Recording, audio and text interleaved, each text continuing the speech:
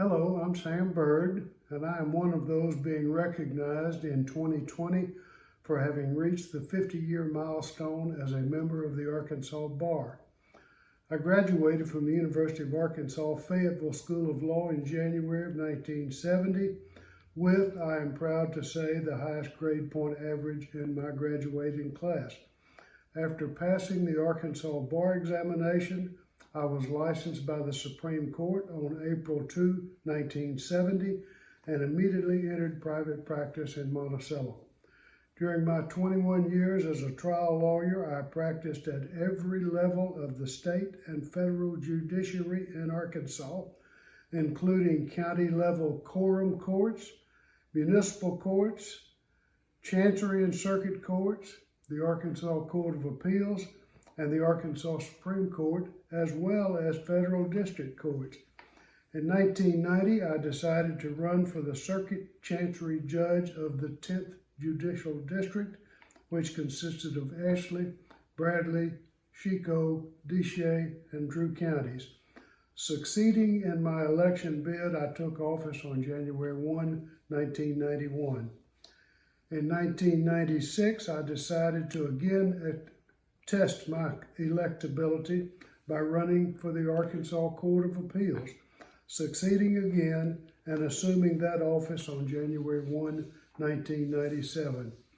After 12 years on the Court of Appeals and having reached the age of 69, I decided to retire effective January 1, 2009.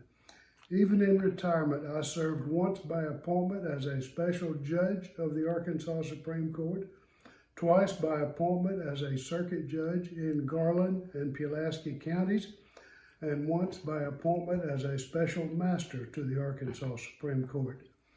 To say that I had a full and interesting career as a member of the Arkansas Bar is an understatement. The entire 50 years has been an honor and a privilege. That's it. This is Randy Coleman.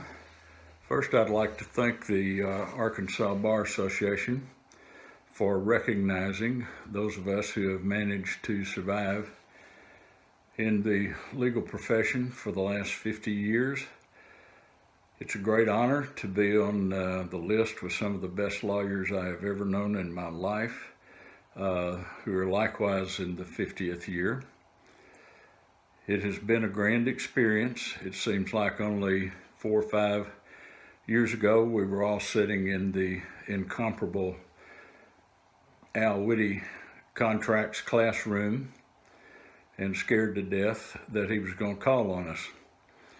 Since that time, I have the greatest experience in all the people that I've met, lawyers, clients, judges, people that it's been my great privilege to work with over the years. My first mentors, Max Howell, Dale Price, and F.J. Howell, who really taught me the art of practicing law.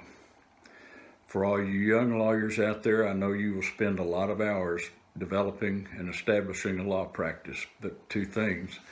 Don't forget your families in that endeavor. Maintain that personal contact. And secondly, in the age of technology, don't lose personal contact with all of your clients and especially other lawyers. Those personal contacts will mean a lot to you down the road as you continue your practice. Again, thanks to everyone. It's been a pleasure. Well, hello everybody. I'm Tom Daly, and it's been a pretty amazing 50 years. It's interesting to remember that just a little over a half century ago, George Steele and I finished our last exam and celebrated by playing Frisbee in the lawn of the Waterman Hall. Quite a trip, certainly quite a trip for me. I've had some really interesting opportunities that I will forever treasure, particularly the friendships that you make over the course of a lifetime doing what we do in this wonderful state where we do it. I've had the chance to be involved with the Bar Association, which I certainly recommend to everyone. And now I get to occasionally teach law students in that very same building, much improved, where George and I threw that Frisbee 50 years ago. I'm sorry we can't be together. I certainly hope this will all be over by this time next year, and I can not social distance, but shake your hands and hug you. Let's all look forward to that. Bye-bye. I have Brian Rosenthal to thank for reminding me that I've been licensed to practice law 50 years, and he's asked me to prepare this short statement.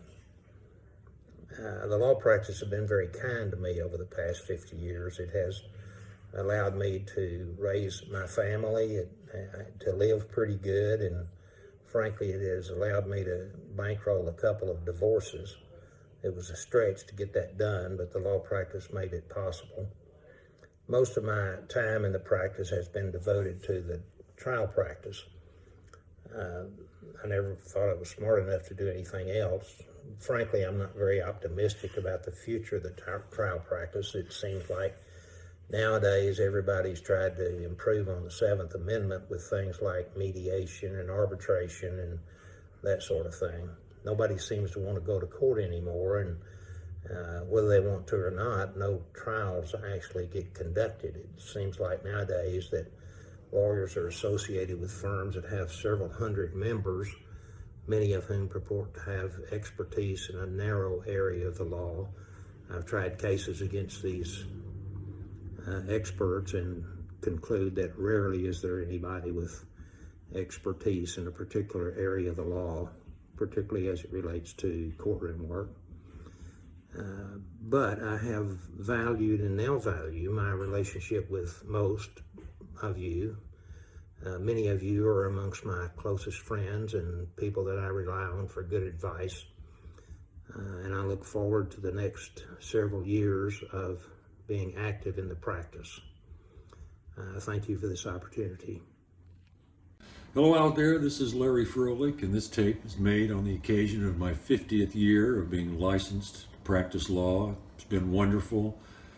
I love the occasion to be able to talk to you for just a second. I grew up in Texas and graduated the University of Texas in '69, and my first job was teaching at a college where I trained law enforcement officers, and we also taught inmates in the Texas Department of Corrections. It was an incredible experience and has formed everything I've done since. Moved to Arkansas in '73, which meant I chose to be here rather than just be here accidentally. And my first job up here was teaching over at the university, and then opened my law practice in '74. Always was self-employed, and anybody who is self-employed, the first thing I'd recommend to you is make sure you keep sufficient reserves so you don't have to steal from your clients. Live below your means, and that makes you free. So as being self-employed, I had all these wonderful things that I could choose to do. A lot of time spent raising children and traveling, and I got to coach quite a bit, and that was tremendous. And I got my second law degree over here at the university, which was wonderful, in the ag law division over there, the only department like that in the Western Hemisphere. And so I got to do drama, and I just loved living here, and I've been nicely treated by members of the bar and the bench. The big secret, of course, is that I played football for the University of Texas for a year, and we won the national championship. I didn't tell too many people that. This may be the first time anybody ever knew I did that up here, but I did, and that was fun. Nobody ever had more fun playing football than I did. So thank you for the 50 years. I hope I get to do a lot more, and I wish I could tell you more about what I'm doing. I've been working to empty the prisons to a certain extent. And if you want to find out what I've been doing, go to larryscampaign.com to find out what I've been doing to help with mass incarceration. And thank you all, and it's been fun. When I started practicing law, I thought the senior guys in my firm who had been in practice 20 years or more were really old. I could hardly imagine being a lawyer for as long as 20 years, much less 50, but here I am. Practicing law for the last half century has shaped and informed my approach to everything else that I did. My service in the Army Reserve, my service as a local elected official, and the several little business ventures in which I dabbled along the way. But always and foremost, I thought of myself only as a lawyer. When someone asked me, "What do you do?" I never considered any reply, but I am a lawyer. The practice of law has provided a good living for me and my family, to be sure. But being a lawyer has been more valuable than just producing a decent income. It has provided countless opportunities to play a meaningful role in my community and to help others. Professor Fred Spees told us often in class that the most important traits a lawyer could have were honesty and integrity. He especially emphasized the importance of meeting our financial obligations. That advice is as sound today as it was over 50 years ago. As I reflect on my career, there are many things of which I am proud, but the one thing I want to mention is that in this 50th year of my having been licensed, my oldest grandson has graduated from the law school at Fayetteville and will join our profession after the bar exam this summer.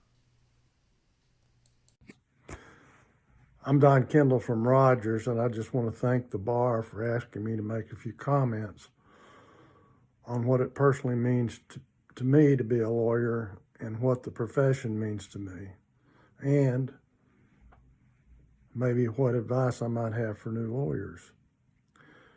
The profession has given me the opportunity to react with and represent and get to know, I suppose, thousands of people over the 50 years. It has given me an insight into people maybe like no other profession gives you. It has given me the opportunity to gain the trust of many, many people. As far as advice to new lawyers, I heard a very experienced lawyer say one time, who had been involved in an international case overseas.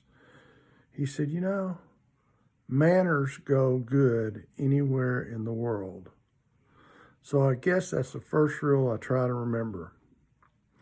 Being adversarial sometimes is good, but the best lawyers I ever saw and interacted with treated it as an art and combined it with the art of persuasion, meaning transcending into an attitude of reasonableness as to why their client's position was right. A judge and a jury looks to you to be reasonable, and it's an element of persuasion. Also, honesty and openness will bring credibility. Thanks. Hello, I'm Conley Meredith, a proud member of the University of Arkansas School of Law class of 1970. I'm also honored and blessed to have been a member of the Arkansas Bar Association for 50 years in 2020. Congratulations to all of you that are embarking on your legal career as licensed Arkansas attorneys. You are entering an honorable and noble profession that, of course, specializes in providing needed legal services to others. As you embark on your career, what advice can I give you? What I'm about to say is nothing profound. It's probably not anything you haven't heard before. But after 50 years, I have found that if I followed these concepts, it paid dividends to me along the way. First of all, Take care of yourself, physically, mentally, spiritually. If you don't take care of yourself and those you love and care about, well, you can't adequately serve others as well. The law is indeed a jealous mistress, demanding your time, due diligence, your best efforts to serve your clients. But try to strike a balance in your life. You can't provide your best efforts if you don't take time or make time for yourself and those you love and care about. Yes, there are times you'll spend nights and weekends working, but you also need to crank in time for yourself and those that are dearest to you. Keep in mind also, you never, ever get a second opportunity to make a first impression. Your dress, appearance, how you conduct yourself before clients, other attorneys, judges, your neighbors, and members of the public at large is very important. When clients come to your office, they do in fact look around, look at your certificates, your law license. Not only do they need to know that you're dealing with someone who's competent and will represent their best interests, it's also reassuring to them to look around and see that you are in fact licensed, attended an accredited law school, so they can feel confident about your legal advice. Keep in mind that how your clients and others you associate with outside the legal profession may in fact judge the entire legal profession based on their interaction with you. Listening is a key thing. Determining the facts, researching the law cannot happen if you don't adequately get all the facts and information from your clients. Your reputation is very important.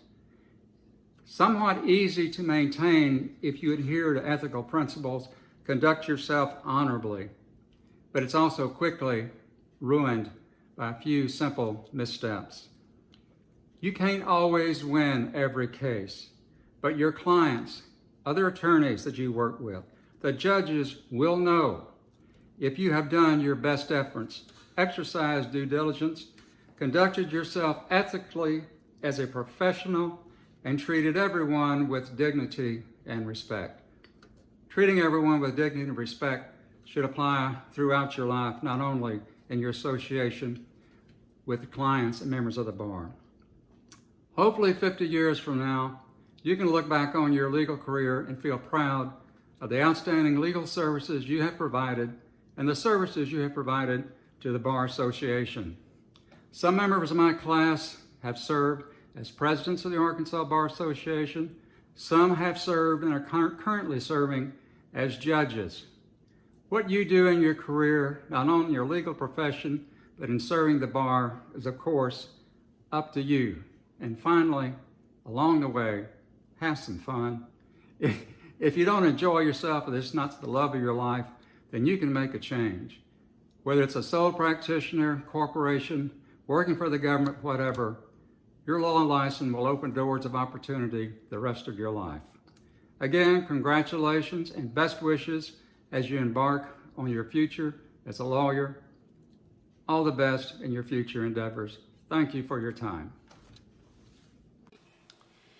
It is impossible for me to come up with enough adjectives to adequately describe how much being a member of the Arkansas Bar Association and how much being a member of the legal profession over the last 50 years has meant to me. You know, I can remember like it was yesterday the rigors of law school, the rigors of the bar exam, and that very moment when on the first day with the law firm that I joined, a senior partner came to my office and strongly suggested that I should be an active member of the Arkansas Bar Association. Well, I'll have to admit that at that point, I virtually had no understanding of what the Arkansas Bar Association did. But I did understand that if a senior partner thought enough about it to strongly suggest it to me, that it was something that I should explore seriously. I had no hesitation in saying that the decision to join and be active in the Arkansas Bar Association was the best long-range decision that I made in my career. And I am very honored to be recognized for reaching the 50-year milestone. I was recently asked what advice I have for young lawyers. Well, setting aside faith and family, which must always be number one and number two, three other things came to mind. First, you know things are never as bad and they're never as good as they seem at first blush. So don't let your emotions get too low or too high. Second, to the extent you can, be the first one to arrive and the last to leave whenever you're working with other people. When they see your commitment by example, they will be more committed. And third, try to engage in positive activities with other lawyers as often as you can. When the time comes for you to be on opposite sides of an issue, the fact that you have engaged in positive activities with that lawyer will make the inherent conflict more civil. And by the way, you know there's no better place than the Arkansas Bar Association to work on positive activities with other lawyers. The request to do this video prompted me to reflect on what law school meant for me and how it has shaped my life. There were the professors who taught me, Dr. Leffler, Al Whitty, Mort Gittleman, and Ray Guzman stand out among them. Dr. Leffler awakened us at 7:30 a.m. every Tuesday, Thursday, and Saturday with torts. Al reminded us that we shouldn't leave our common sense at the law school door. Mort showed us that the law had a larger social purpose, and Ray selected me to spend part of the summer of 1968 at Tucker Prison, interviewing inmates on death row in connection with habeas corpus petitions. Learning the life stories of the dozen men in those cells, 11 African American, 1 white, and realizing that the difference between the guards and the inmates was often a matter of luck and skin color, steered me toward using the law to help the most oppressed among us. Law school taught me the law, but much more important, started me on the path to a rich and rewarding career, and, as my preacher father and grandfather would have said, to live not for myself, but for others. Bradley, and I appreciate the opportunity to have this moment to speak. What it means to me personally to be a lawyer is that it's an honorable profession, and I have an opportunity to try my best to help some people.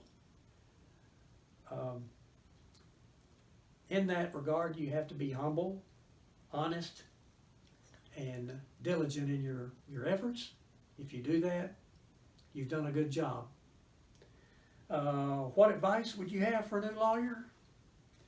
Work hard, be prepared, do your best job, and always be humble. And treat your client with the respect that they deserve. And in that regard, I would also suggest that from time to time, all young lawyers or older lawyers refresh their memory of the Boy Scout law that a lawyer is to be trustworthy, loyal, helpful, friendly, courteous, kind, obedient, cheerful, thrifty, brave, clean, and reverent. I think that's a good rule to follow. Thank you. My name is George Steele. You know, it's hard to believe that it's been 50 years since I finished law school. They say time flies when you're having fun, and that's what I've been doing. I've been having fun. Been practicing law in Nashville, Arkansas, my hometown, most of those 50 years after law school and after a short stint in the Army. I went home, went into practice with my dad. I prosecuted criminals for the first 10 years. I defended alleged criminals for the next 10 years. And since then, I've been representing banks and corporations. And after my dad died, a long time after Dad died, my son, Nate, finished law school, came into practice with me. Very proud of that. We had a great practice together for 4 or 5 years. Nate got elected to the legislature and went to Little Rock, saw the bright lights, fell in love, started his own firm there. So I closed the office. My wife and I semi-retired and moved to Hot Springs. I still represent one bank that I've represented for 45 years. Nate says that I'm still of counsel to his law firm. I told him I've always heard old lawyers do that, but I didn't know what it really meant to be of counsel. He said, well, Dad, that means you don't get paid. So that's what I've been doing. Thank you.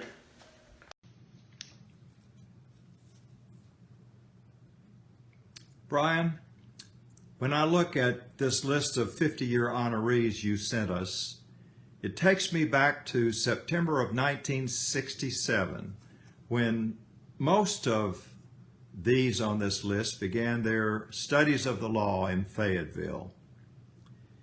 You know, at that time, I suspect that none of these would have thought of the success they have attained some 53 years later. Judges, trial lawyers, expert oil and gas lawyers and other specialists, law professors, successful businessmen, legislative lawyers, other government lawyers, all successful in their fields. I'm truly humbled to be a part of this list. You asked me to talk about what law has meant to me. I can't imagine not being a lawyer. Something new every day. Waking up every morning, looking forward to work. Every case unique, every witness different. At the end of the day, thinking that you have used your intellect, your training, and your experience to help someone else along the way. You asked for my advice to young lawyers.